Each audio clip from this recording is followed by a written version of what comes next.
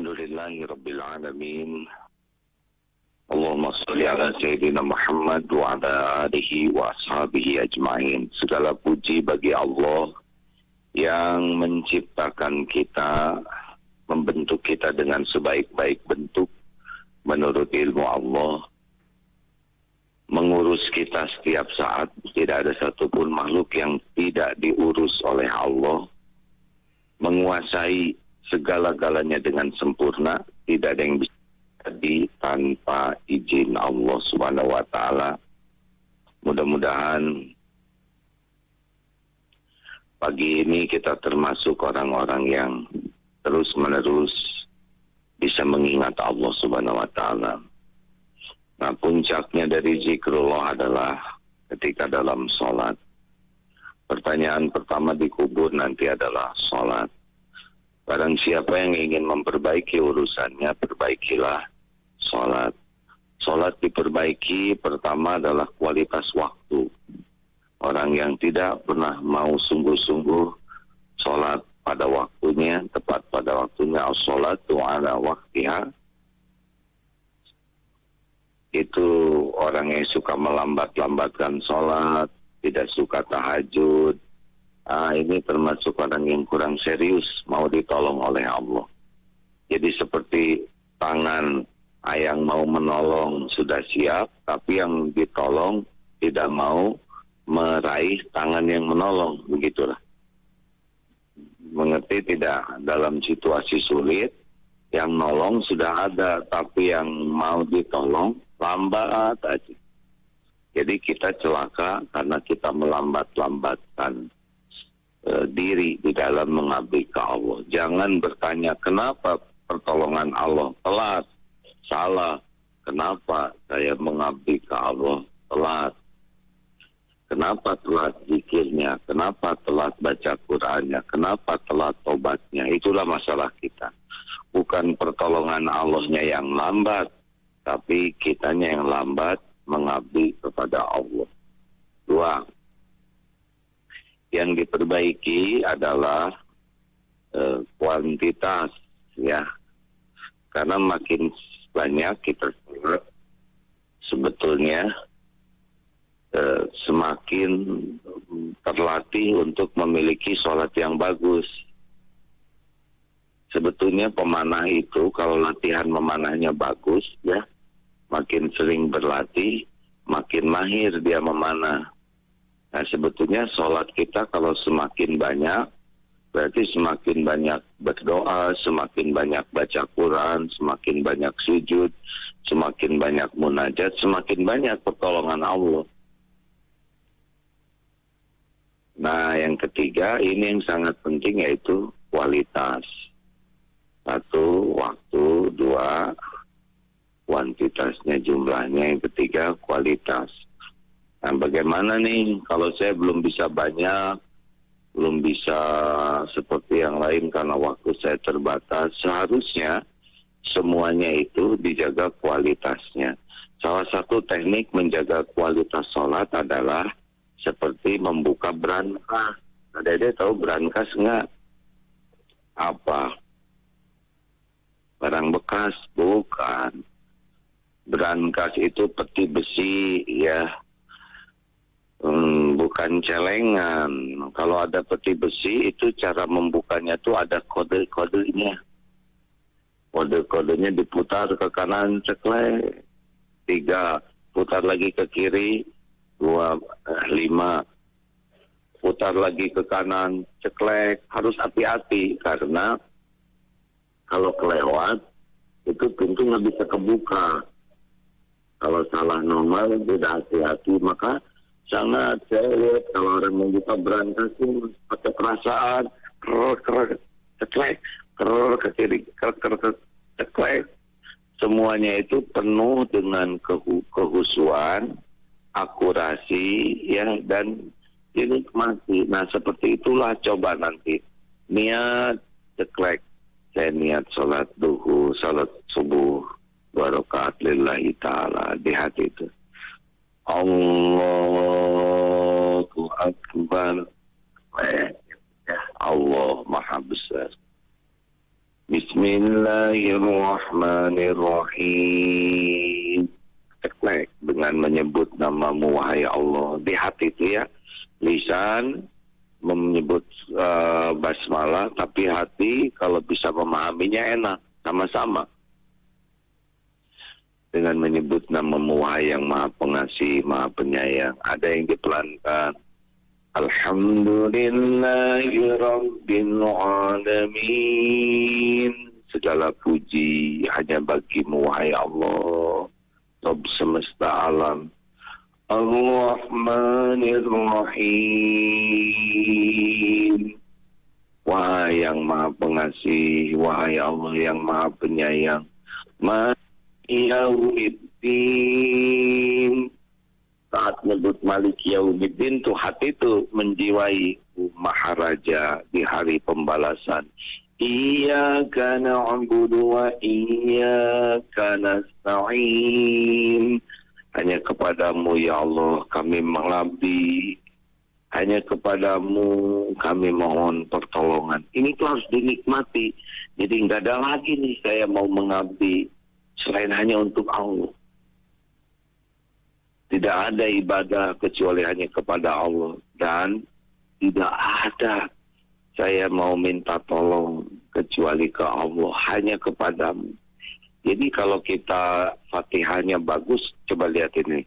Ihdinas siratal mustaqim. Ya Allah, tunjuki kami jalan yang lurus. Ini kan yang paling penting dalam hidup ini. Yang paling penting adalah kita ini ditunjuki oleh Allah.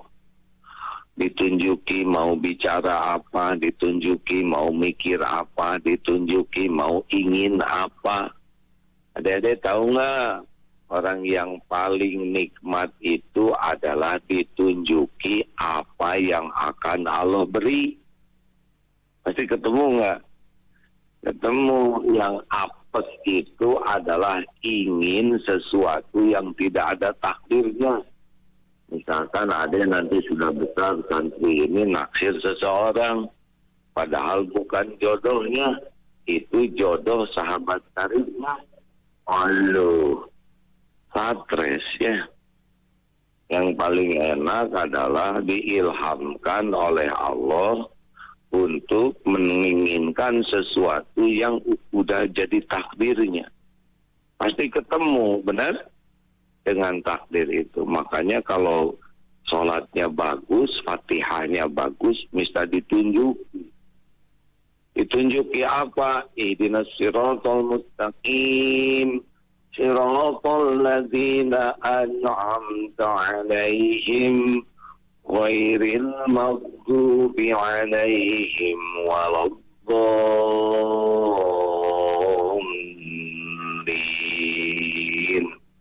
Amin. Yang kita harapkan yaitu jalan orang-orang yang diberi nikmat oleh Allah. Jalan yang benar yang dilakukan para Rasul, Nabi yang Allah tuntun. Ini kan mau ditunjukin jalan yang benar atau jalan yang sesat? Oh, yang benar. Kita kalau bertanya di jalan pasti ingin ditunjuki ke jalan yang benar. Nah, ini kita tuh minta tiap Fatihah. Bayangkan, setiap Fatihah kita minta supaya kita ditunjuki jalan orang yang diberi nikmat, bukan jalan orang-orang yang ghairil maghdubi 'alaihim, bukan orang yang dimurkai oleh Allah, dan juga bukan orang-orang yang sesat.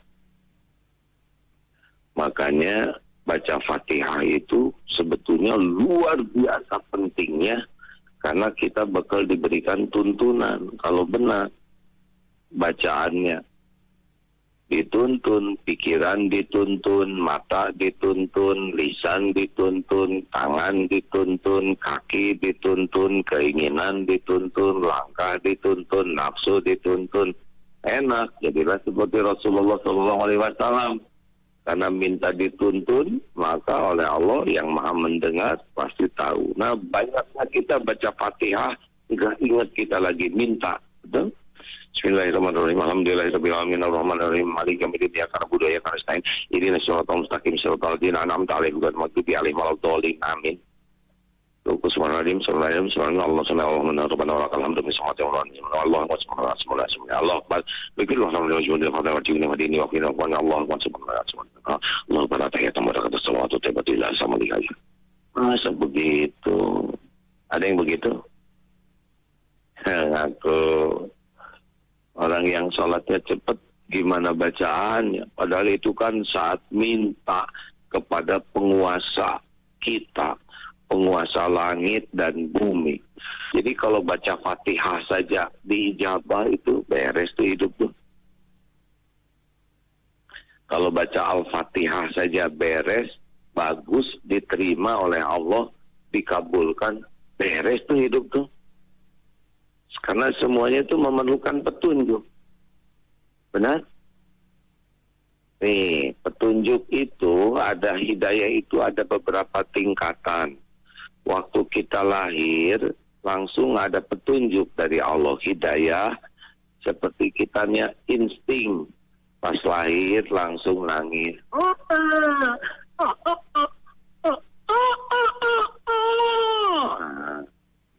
mungkinkah kita begitu? Pas nangis, kita akan pas lahir nangis tanpa diajari oleh dokter. Apa ketika baru lahir langsung dokter dengan perawatan,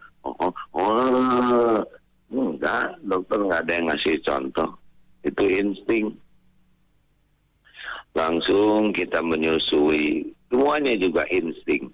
Hewan juga gitu, langsung menyusu. Kan di pesantren ada kuda tuh ya. Udah lahir langsung menyusui, insting itu. Itu petunjuk. Coba kalau bayi nggak dikasih petunjuk, harus berguru dulu, nangis dan sebagainya, repot. Nah, petunjuk yang kedua dari Allah tuh sebelum kita minta adalah panca indera. Nih, panca indera apa saja? Indra subekti, siapa lagi? Indra susilo, bukan itu.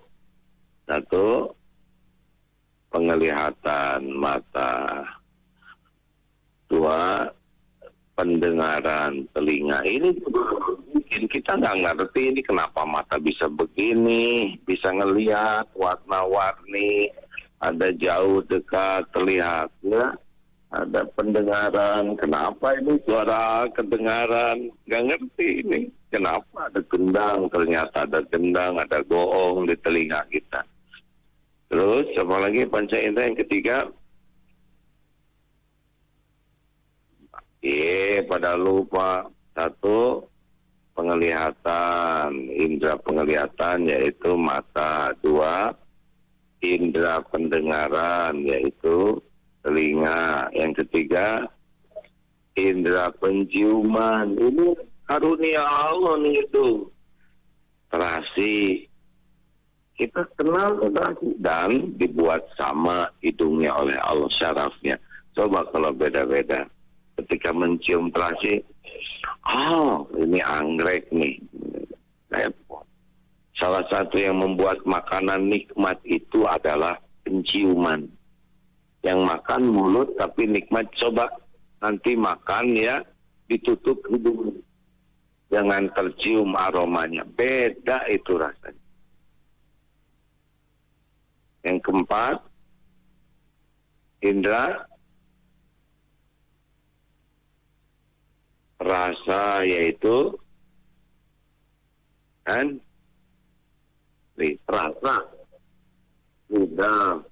Iya, ini lidah tuh ada indera perasa di sana, manis, pahit, asin. Itu tuh juga nikmat tuh antara indera penciuman dengan indera perasa. Ada lagi yang kelima, indera peraba yaitu kulit. Alhamdulillah nih kulit kita. Coba kalau kulit kita nggak ada inderanya, ya Allahu Akbar. Ini petunjuk dari Allah lewat yang 5 indera ini. Naik lagi, ada lagi hidayah namanya akal.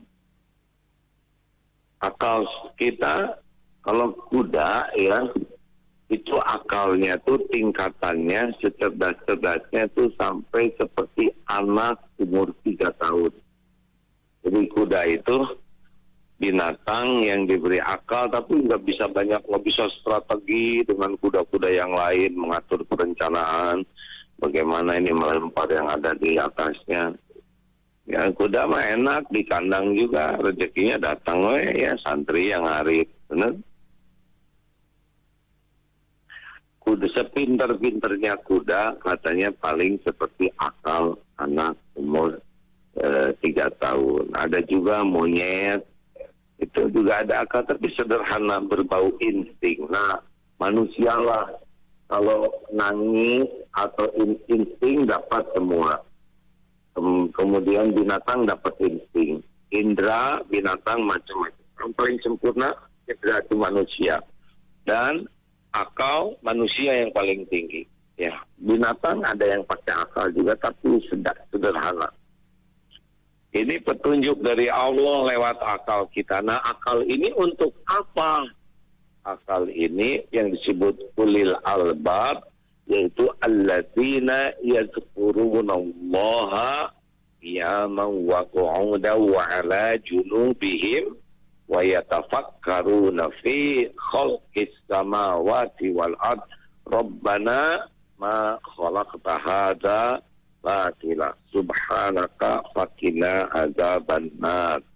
Surat Ali Imran ayat 190 191 ya. Jadi justru akal kita tuh untuk mengenal Allah. Nanti oleh Allah dituntun bagaimana menyikapi hidup. Nah makanya nikmat hidayah tertinggi adalah namanya nikmat agama Islam. Tingkatannya ada, sudah tahu Islam itu petunjuk Allah, percaya. Ada lagi ihsan yang paling top, nanti hidayah dalam bentuk yakin kepada Allah. Ada tahu, ada percaya, ada yakin. Ini yang lagi ceramah siapa? Yakin? Karena saudara udah lihat sendiri, benar? Hanya ada nggak coba ini? Yang betul. Berarti saudara indranya normal. Telinga, mata, apalagi kalau saya dipegang, coba saya pegang ada nggak? Jangan-jangan saya ini hanya penampakan. Nah kalau kita sudah yakin, itu udah mantap sekali. Nah makanya teruslah membaca sholat, membaca Fatihah itu dengan sungguh-sungguh supaya dijabah, sehingga kita dapat hidayahnya itu nanti jelas apa yang harus kita lakukan.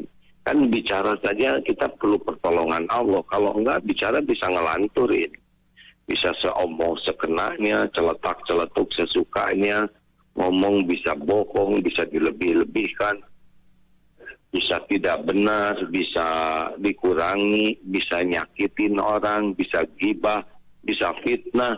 Kalau nggak ditolong oleh Allah, mulut ini jadi sumber petaka bagi diri maupun bagi yang lain. Nah, begitulah ngambil keputusan. Kalau nggak hati-hati ngambil keputusan tuh bisa cilaka. Makanya terus minta tolong ke Allah. Wasta'inu bisabri wassalah. Karena di dalam sholat itu ada Fatihah yang betul-betul Fatihah dalam keadaan wudu, Fatihah dalam keadaan ngadep kiblat, Fatihah dalam keadaan sholat lebih kuat. Kalau khusyuk itu diijabah, kita bakal dituntun. Tangan dituntun, langkah dituntun, keinginan dituntun. Kan ada orang yang tersiksa oleh keinginannya.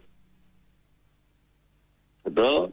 Oh, sengsara tuh kalau orang udah tersiksa. Tapi kalau dituntun oleh Allah, kita nggak akan menginginkan yang jelek, tidak akan menginginkan yang bahaya, tidak akan menginginkan tuh kamu mau nikah sama itu. Langsung nunduk katanya, kenapa kamu? Kan saya masih SD begitu.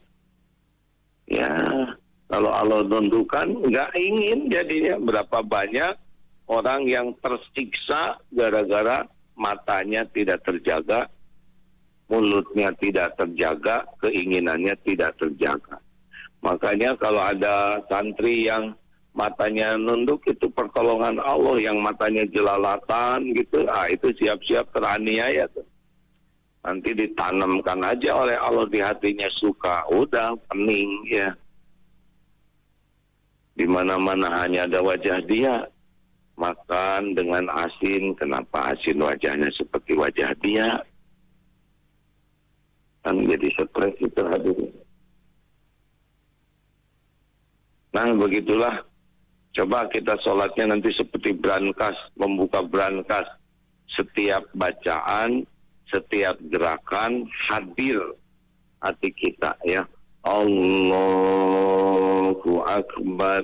Hati itu yakin Allah Maha Besar. Nanti ada tambah teknik-teknik lainnya.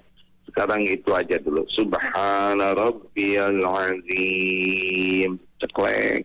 Subhana Rabbiyal Azim. Subhana Rabbiyal Azim. Sami Allahu liman hamidah. Allahu Akbar. Itu yang enak ya. Takbir itu satu ceklekan tuh ya. Kalau ibaratnya harus bagus tiap takbir tuh. Sambil sujud. Sudah sujud. Allahu Akbar. Rabbighfirli warhamni wajburni warfa'ni warzuqni wahdini wa'afini wa'fu'anni.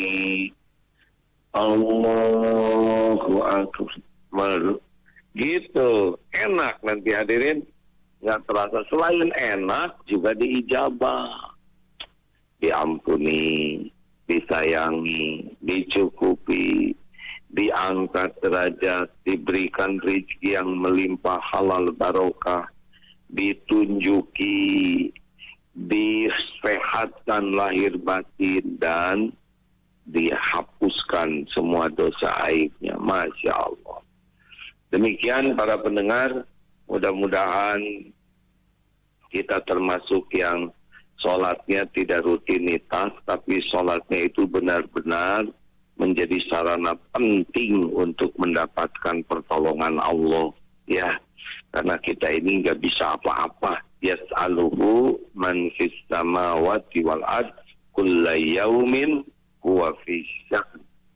Setiap saat kita ini membutuhkan pertolongan Allah dalam hal apapun, maka jadikanlah sabar dan sholat membuka pertolongan Allah Subhanahu wa ta'ala.